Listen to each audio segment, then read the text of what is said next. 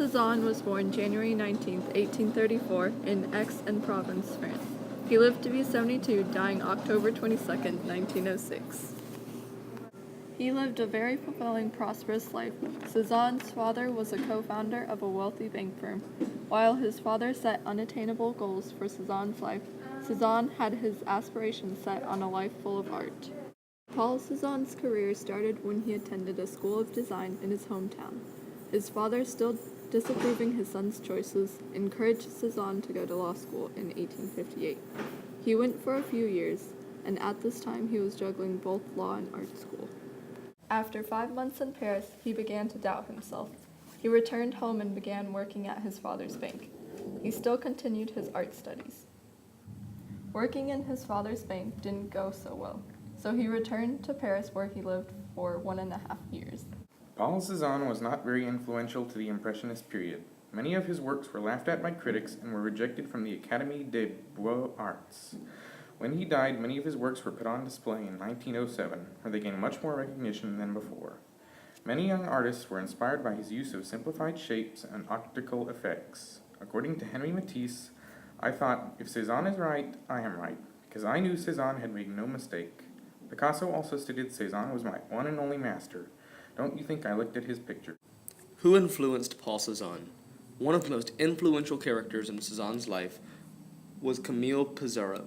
Pissarro was a contemporary artist and lifelong friend of Cezanne, with whom he shared many styles. However, the person who had the greatest influence in Cezanne's life was his mother, Anne Elizabeth Honorine Albert. She was described as a vivacious and romantic woman. It is said that this is where Cezanne got his conception and vision of life. Paul Cezanne was admired by many. He has been considered by Matisse and Picasso as the father of us all. Cezanne laid down the foundations of the transition from 19th century conception of artistic endeavor to a new and radically different world of art in the 20th century. Some aspects of Cezanne's art that are distinguishable is how he exaggerates his brushstrokes and how they are easily seen.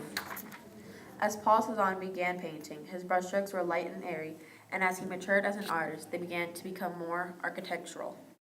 Comparisons. Paul Cezanne and Camille Pissarro are very similar, mainly because they did a few collaborations. He is very different from other artists in the way he sees things. Cezanne sees the shapes in nature. As one may see a tree, Cezanne sees a cylinder. Paul Cezanne's paintings varied greatly, from light and cheery to morbid and dark.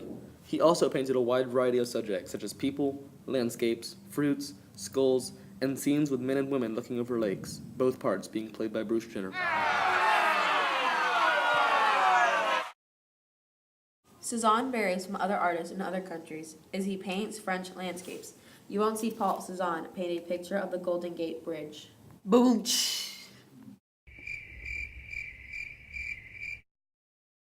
Cezanne's painting The Bay of Marseille, seen from L'Estaque, 1886 through 90, is a typical oil canvas painting of the time. However, the manner in which it's painted is different from most other Impressionist paintings.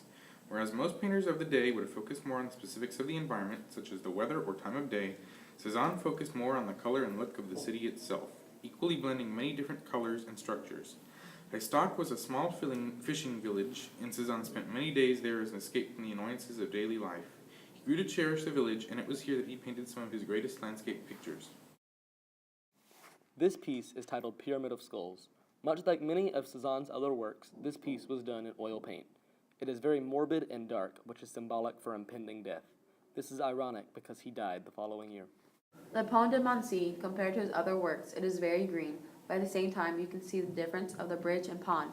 It is easy to see it is one of his later paintings. Being made in 1880, the brushstrokes are very heavy and visible, using oil paint. In Cezanne's painting Turning Road at Montgeroult, he uses oil on canvas. He depicts a small French village of Montgeroult, using direct observation. There is no real symbolism to this piece.